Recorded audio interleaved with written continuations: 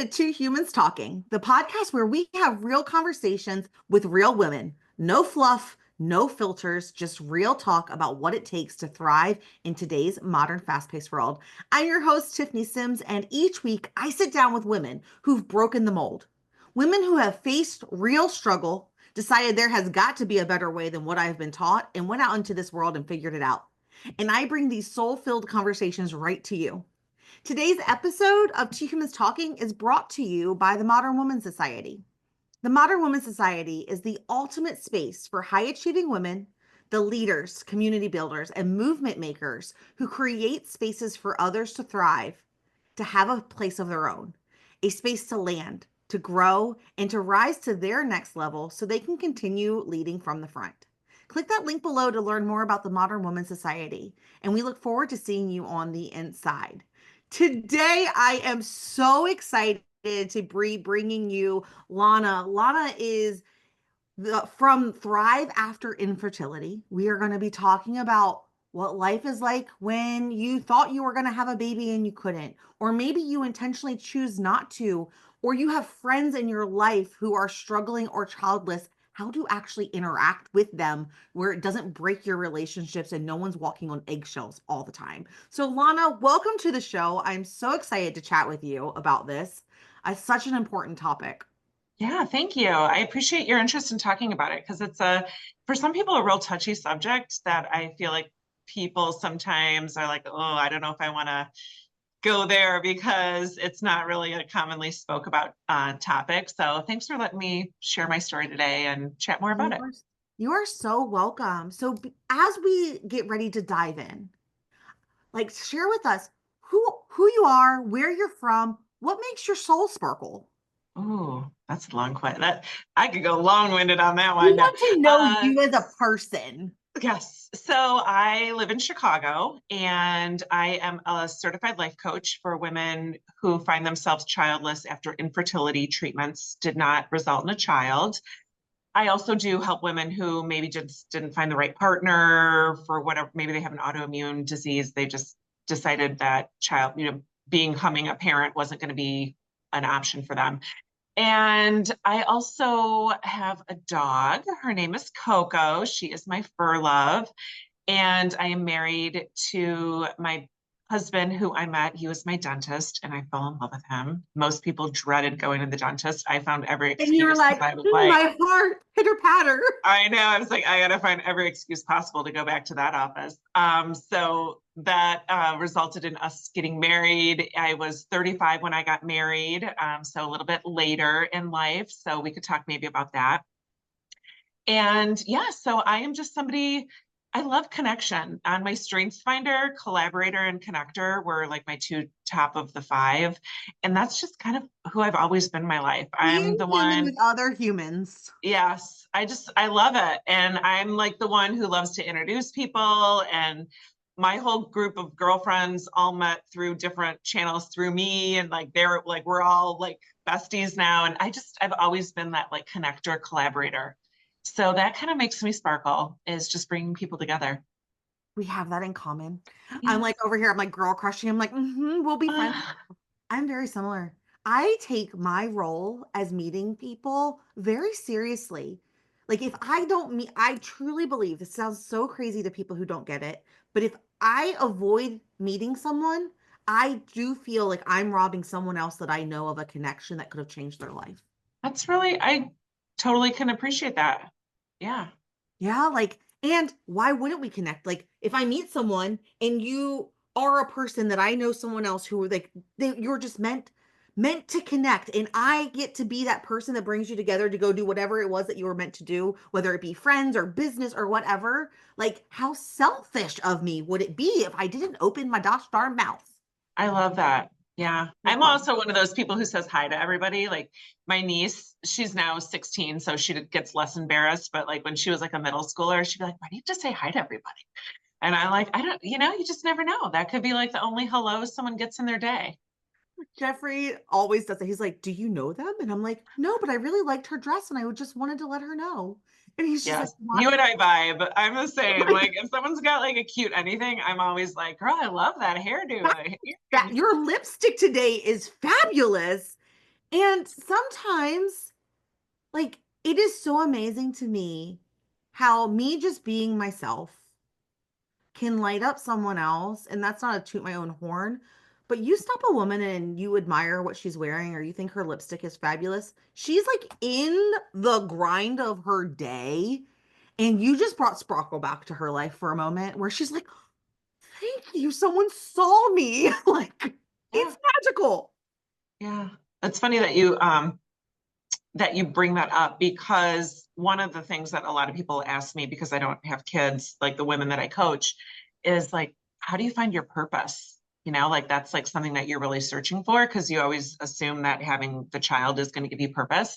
And my answer is like, if you just show up being yourself every day, your purpose is just automatically created for you. Because I mean, my view on purpose is a little unique to some, but I just don't think that like you rubber stamp a purpose on yourself and be like, this is the only reason I'm here. But like you show up being yourself, you serve multiple purposes to a variety of people by just being you.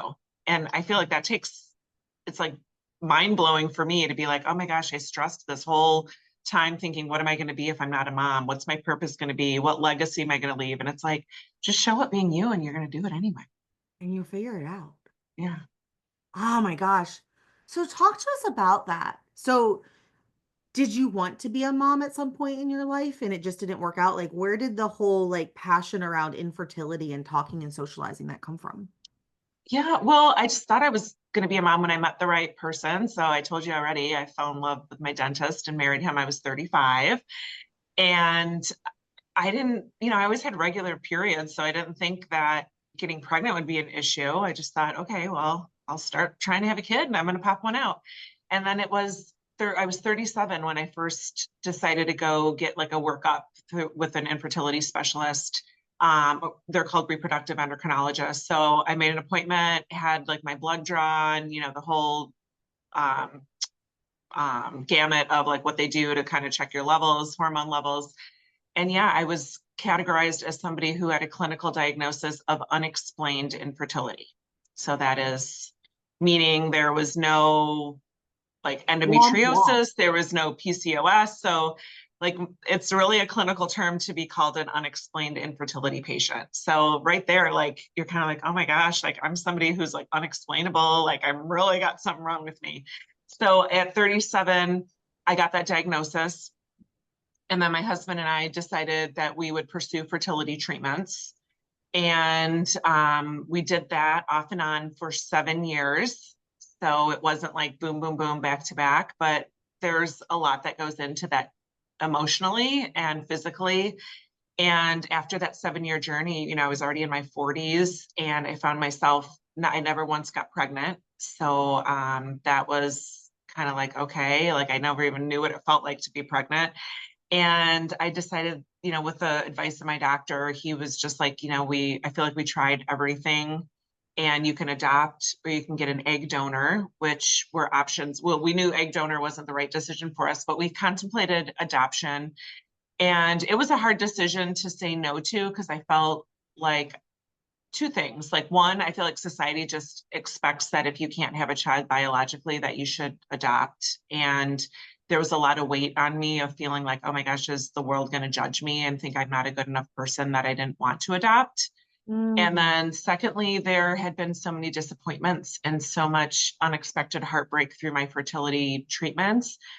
And I just went back to like, what if I end up being that person who's like waiting at the airport for the baby and the mom changes their mind. And Like, I I can't just, take any more I felt heartbreak. like, yeah, I just didn't know if I could go through that anymore. And it was a hard decision to say no to, but we decided that it was the right one for us. And then there was no other options. Like the doctor didn't have any like resources for people that were moving forward without kids. It was just kind of like, well, we did all we could. You didn't want to adopt, you didn't want an egg donor, so like go figure it out on your own. I would And it was hard. I would have thought that there would be resources for like when your dreams get shattered. No, not even a therapist, like resource for a therapist, like nothing. I'm telling you, nothing. Never a check-in, like, how are you? Can we do That anything? Did you change your mind? Like nothing. So That was on in 2018. And I That sat, boggles my brain, Lana, yeah. because I went down the path of I had made a decision that I was going to become a single mom by choice. So I Hmm. had like sperm donor and I was just going to do it on my own. And the number, like, I was completely, like, I don't even know how to articulate it, catches me off guard. The social worker I had to meet with, the therapist I had to meet with to, like, make sure I was emotionally and mentally Yeah. sound to bring in someone's sperm into my body that I wasn't, Yeah. The psych eval all the psych things. Yeah. evals and, like, the questions about how you're going to handle this in society. And, like, for me, who was, like, ready to step into motherhood, I felt like there was like they put all this stuff in place that was supposed to be there to support me, but yet Hmm. there's no support for when the logical step of when someone Yeah. needs support. Yeah. The only time I was offered, well, not really offered, it was just part of the initial like workup was that initial psych eval to make sure, my husband and I had to go in and answer a battery of questions about how mentally connect, like how mentally aware we were of what it was like going to be like to go through fertility treatments and raise a child. And then that was like, even throughout fertility treatments, there was no offering because that's a hard thing too. And there are a lot of support systems that I hear about now. Fertility clinics have therapists in-house to help you while you're going through the treatment. But again, the women that come and find me and that, choose to work with me just happen to like stumble upon my podcast, or they might happen to stumble upon my Instagram. Like no one has ever said like a doctor gave me a resource of how to move forward without kids. Okay. And So I it's have really like a disappointing. gazillion other questions, but before I like go there, what are if one of the women listening and sitting here with us right now is going through that and they've come to the end of the road, like where do they go to get support and resources and to help navigate this new season that looks different than the one they thought they were going to step into? Yeah. I wish I had a barrage, like a huge list to give you. Sadly, I feel like I'm one of the pioneers in creating that list. And I started the work that I do in 2021. So I've been around for a while in this space. And there's a couple other like groups that I would say there's like an event called World Childless Week, and that's a woman in the UK, and it's a whole week long of online symposiums and conferences and speakers that talk all about being childless. There's, some books out there. I actually am coming out with my first book in April, and my book, I would say, is the first of its kind that addresses women who went through fertility treatments and left without a child, and then the pathway to how to handle Mother's Day, how to handle Halloween when, you've got kids in costumes coming to your door, like all these things that you're not expecting are going to affect you. So the book that I wrote is specifically geared towards navigating those challenging times. And I'm super excited for it to come out. But I wish that I could tell you that there's more, but there's really not. There's another I group love called the that. Childless Collective, and that's just anyone who's childless, nothing, no one that's really specific to leaving fertility treatments or being childless, not by choice, who does the type of work that I do. So I'm going to make sure that I drop her contact information in those show notes because if this Yeah. is you and this is something you are navigating, like Lana is a resource. She talks about it. She helps people through it. She has her own story. So she's not just speaking from a place of, I studied this. This is what I assume you're going through. Like she lived her own version and is able to hold space for you if that's something that you're interested in. So I'll make sure that that stuff's linked below because like you said, like it's not there. And so we're creating it from the beginning. And I think that is so beautiful. When I said like I love that, at first my inner thought was like that sounds weird, but what I love about that is that when women pioneer from the front, it is such a collaborative effort where like all of the stories and all of the angles get to be included to make sure that everyone who comes behind them gets to feel supported and safe and feels like they have at least the first stone to step on. Might Yeah. not know where they're going after that first step, but like at least I have something to step into. Yeah. I think that's really cool. It's, yeah, it's really, it makes me sad that women are out there suffering and not given resources, but it's also what motivates me every day. Like I'm knocking on doors of fertility clinics. I had a meeting yesterday with one of the head honchos at one of the big universities here in Chicago who trains fertility doctors. And we had a really great conversation. Like when people hear what I do, the doctors, they're like, oh my gosh, like we don't know who to send our patients to. Like, I don't think that it's like a dismissive thing of the patient, but it's just like nobody has created it for them to be like, well, here's someone you can talk to. I So didn't as know who sad to as, send them to fill this yeah. gap.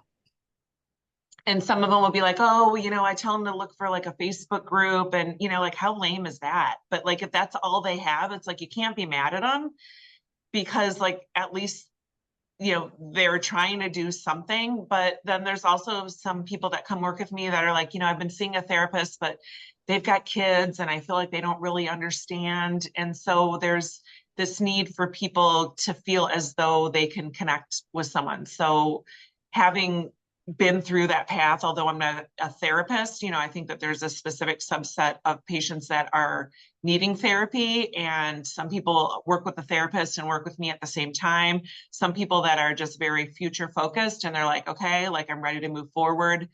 They're the right person to work with a coach. But I guess my point being is that people just want to know that you understand their story, especially when it's as complex as leaving fertility treatments without a child. Yeah. No one wants to feel fit. Like no one Yeah. wants to be fixed or feel like they have to force themselves faster or slower than how they're processing it. Yeah. What has been like in your journey, like what has been like the biggest realization or experience that really caught you off guard that you weren't expecting in both either the beautiful or the traumatic ways? Well, I think the light bulb moment for me was seeing that I could live a life that I felt like I was thriving and feeling fulfilled, even though I didn't have the children that I dreamed of. I just didn't, I thought that was just like off the table. Like I'd be living this okay life. And yeah, I had, this husband I was in love with, and we had a pretty home and went on vacations, but I always thought that it was just going to kind of max out at 80%. So I think the biggest realization for me was that I could actually love a life that ended up so differently than I thought it was going to. Mm, Yeah. I just that, didn't know it was possible. And I think a lot of that goes back to you don't really see the examples. You hear about, if you're in the fertility space, like you hear about the people who went through 10 years of trying, and then at the end they had this miracle baby, their last embryo turned into a pregnancy, or they stopped trying with fertility treatments and then they got pregnant naturally. You always hear the silver lining, and it makes a lot of sense that women that leave fertility treatments without a kid think that that's reserved for those people that have those like magic stories. And so you don't have any choice but to think differently, because you don't see any examples of it in society. yeah. And I don't know, like if I were to look back over in my own experiences, I don't know that it's like intentionally women are living in the shadows. I just don't think that the conversations are being prompted for there to be a microphone to them. Or if they are, it makes other people uncomfortable. So we like transition the conversation away. Because I do like, again, these are solely from my experiences and everyone else has their own.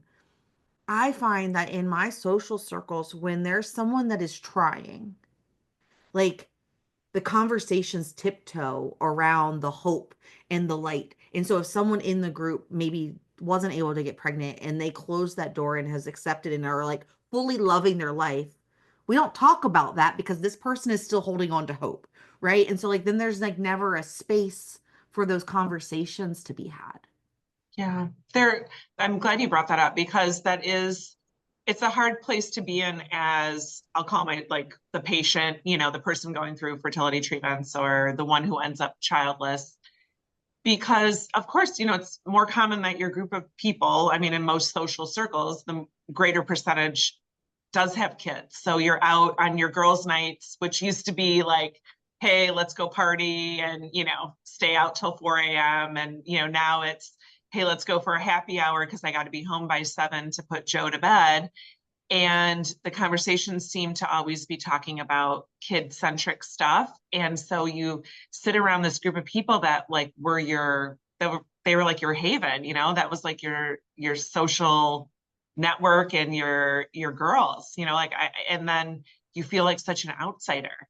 And then you'll if someone's listening who's been through this, they probably will relate to people complaining about being moms to try to make you feel better. They'll be like, oh my God, like my kids are terrible. Like you can have them. I'd love to drop them off at your house. And it's like, yeah, but that's not helpful. Like that person you're talking to really wanted their own kid, and you telling them how terrible motherhood is, which, I think it's different if you're just like complaining, like I'm here for that.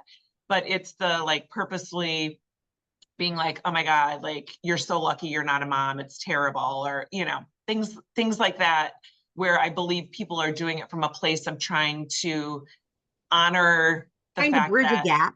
yeah. And I don't believe that it comes from a place of trying to hurt somebody, but when you're really like in the mix in all of this and it's a really like heavy time for you, it doesn't do much good. Mm. And then, offering the suggestions of, well, just hang in there, my aunt's cousin's sister's brother's wife got pregnant at 62. And you're like, babe, I don't need to hear that. Like, let me just be infertile and let me be sad. And I really think it is, and I learned this in I coaching. adore that statement. Just let me be infertile. Just let me be. Let me process this. Yeah, Though, I just think, like you said, like intentions are pure, right? They're yeah, trying to be supportive. They're trying to like be a good friend. I just think that most of us weren't raised learning how to hold space for other people without fixing it, but just holding yeah. space for people to feel what they're feeling, to sit with them in it, and to just be. I know. I think it does come from that. Like, you just don't want to see people suffer, like we're humans, you see an animal suffer, you're like, whatever it is, like I'm that person that will pull over on the side of a road if I see, like a dog, whatever. Like I don't like people and things like suffering, but there's also it's disempowering to the person, like let's just say like me, the person who's infertile, to feel like everybody feels like they need to fix me, Uh-huh. and I know that people are like, but I know you wanted to be a mom so bad, and I just really want that for you. And so sometimes, I'd love if you feel like talking about this now, is just like, what are some things that you can say if you're listening and you're a friend to somebody who's going through this? Because I know that you probably have great intentions, but maybe just being like, I just want you to know, like, I love you so much. I know how hard this has been for you, or, you know, what can I do for you? Instead of, making someone feel like they just need to do more things, pray harder, wait longer, stay positive, don't give up hope, all those things that are common to say. Just, it's so much better to just be like, hey, girl, I just love you. I think you are such a rock star for all you've been through. Yeah. I admire you. I know that this hasn't been an easy path. And I just want you to know, like, it's your pain is not invisible to me. Just something that just like honors and recognizes is so much more helpful. Yeah, like there's so much power in just saying like, I am really sorry you're going through this. How are you? Yeah. And just letting people, if they want to talk about it and let them use their own words to share with you like how they're feeling. And you don't even have to, you don't have to have answers. You don't have to say anything. I can't even imagine. I'm really sorry. Like that just sounds horrible. And Yeah. just being. And I know, and as we're saying that, I want to share this because if you're listening and you have a friend where you're listening and you're like, oh my God, I totally effed this up. I made this worse. It's okay. No one taught you. I did not learn how to actually hold space for another human until I went through my certified high performance coaching program and I learned how to sit quietly for other people to process and hold space for them without trying to fix them. Yeah. And I think it's never too late to say to somebody, hey, I've really been thinking about that time I like whatever. Like I said something and, I maybe didn't realize how it might have affected you. And I just want to acknowledge, like, I'm sorry I didn't know better, just, and you don't have to do that for everything. I'm not saying you got to go and like Make apologize it for your awkward life stuff. everywhere. Like, yeah. But if you feel like there was like a wedge or something that might have happened that was like this light bulb moment that was like, oh my gosh, like maybe my friend has distanced herself from me because it's too much for her to go out on a girls' night with us and we're all talking about our kids, and just instead of being like, oh my God, she's like taking this so personal, or oh my God, like, did you see how Lana's changed since she's gone through all those hormones on fertility treatments? Like, maybe Lana just, is trying to process things in her own way. Maybe Lana just needs a timeout in her jammies Yeah, in her bed by herself for a minute. yeah, yeah. So there's a lot of things that people say when you're childless. I actually created a whole free resource that I put on my website because it's such a common thing that comes up, not only for people who are like friends of people with infertility, but like when someone comes up to me and I'm like at a networking event and they're like, so how many kids do you have? And you're like, none, because it's that assumption that like everybody has kids. So right away off the bat, you're kind of like, oh gosh, they probably think I'm weird because I don't have kids. Or, there's all these things that used to go through my mind. Do they think I'm like selfish? Do they think I'm too career oriented? Do they think my husband and I have problems and we don't want to have kids because we're in a rocky No, marriage? that's the reason why you have an abundance of kids. I'm just kidding. So there's like I created this resource that's called the top 27 things people say when you're childless and how to respond, because I feel like there's so many just random things that come up and you don't realize like, oh my God, how do I answer this? Like, what do I say? How do, so it gives you different options. So I just wanted That to throw is that out there. so valuable. That is valuable because I don't have kids. I'm 40 years old, don't have kids. Never, no kids, never married. Makes people really uncomfortable. Yeah. People are like, what's wrong with her? And I think I now come from it like I used to think like, oh, are they like I used to interpret their questions very personally, right? And now Mm-hmm. I just recognize people are curious. They're trying to Mm-hmm. make sense of their reality with your reality and trying to find a common ground so they can build a bridge for Totally. a connection, right? And so now, no, never, nope. Have you, and like sometimes you might get like, have you ever been pregnant? Like I've been pregnant once. I wasn't able, it didn't stick. Yeah, I was pregnant once. Didn't stay. Mm-hmm. Didn't stick.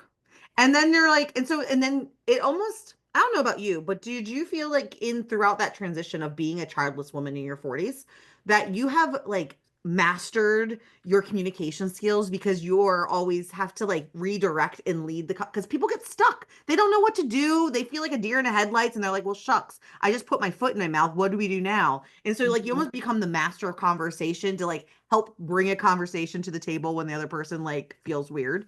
I know. They're like, oh my God. Like when you say, oh no, I don't have to, I'm so sorry. It's like, you don't have to be sorry. I'm okay with it. It's what I wanted at one point in my life, but now I'm okay with it. Yeah. I still would have done all the things I did in the 7 years of trying. Like, I don't regret any of that.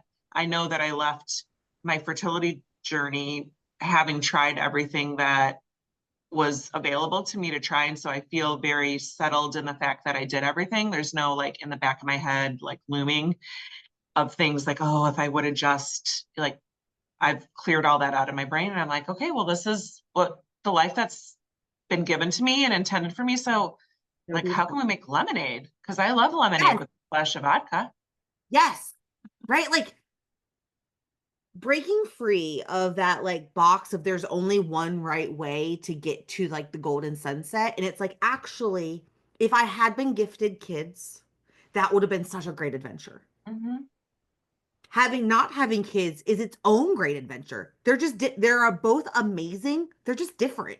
But one Yeah. is not more or less than the other. They're just different adventures. Mm-hmm. And I think there's so many things that women can celebrate beyond motherhood. Like if you're a mom, like hell yeah, like let's celebrate the fact that you're a mom and that And you are that raising is these hard. amazing humans. But let's also celebrate someone buying their first home as, a single woman who's never been married and doesn't have kids. Like that's worth celebrating. There's so many things. So I started an event like 4 years ago.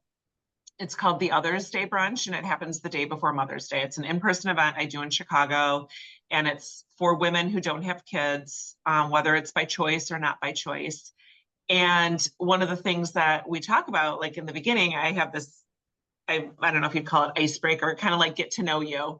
It's this list of questions that you have to ask people, and none of them is related to whether you have kids, family. It's kind of like, okay, massage or manicure or movie theater or Netflix on the couch, like different questions that you can get to know somebody that has nothing to do with their family, whether they're a parent, like job, like none of that. Like it's just all about like really like what do you like to do and who are you? And I Who are love you that. as a person? Yeah, totally. What makes your soul sparkle? Yeah. So it's so fun at the Others Day brunch because, well, now it's gotten so big. Like people fly from all over the U.S. I had someone come in from Puerto Rico for it last year, but That is people leave there like coming in as strangers, and it's like there's so much greater connection that's created because you're really like getting to know people. And I love that that's like one of the first activities we do when people get there.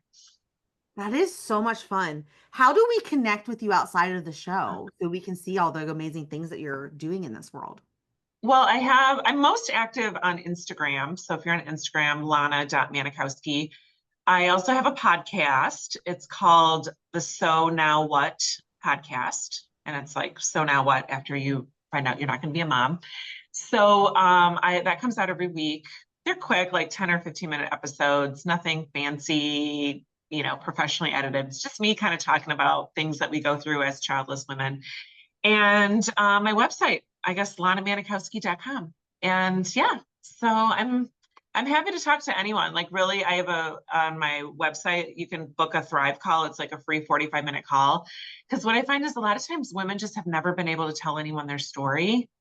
And they've held stuff in so long because, their mom doesn't understand. They feel like people are always trying to fix them. So if you're listening and you feel like you just want to let some stuff off your chest, book a Thrive call. It's free, 45 minutes or however long. Oftentimes they end up going longer because I just, love talking to people about their stuff. But yeah, that's how we can connect. And of course, my book, it's going to come Gotta out go be a April. human. Like I say this all the time. The show's called Two Humans Talking. Yeah, Go be I a love that human. concept. Go DM her. Go just say hello. Yeah. Start a conversation.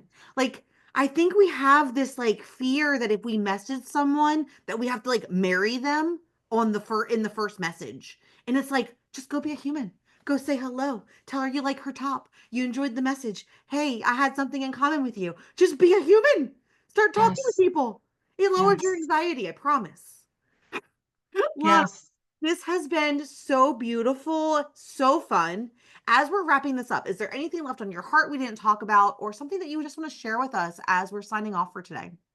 Yeah. Well, I think we had such a beautiful conversation and just accept, like, if I were to leave one thing, if you're somebody who has children and maybe has friends who don't, is, just recognize that they are something beyond childless. I think we sometimes get seen as like the sad one, the one who didn't get her dream, and just find opportunities to celebrate her and ask her what's important to her and what she's happy about in her life.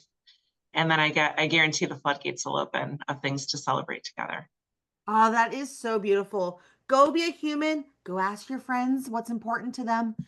Childless or not, ask them what's important. Lana, thank you so much for being here. And with Oh, that, thank that's you. Two Humans Talking.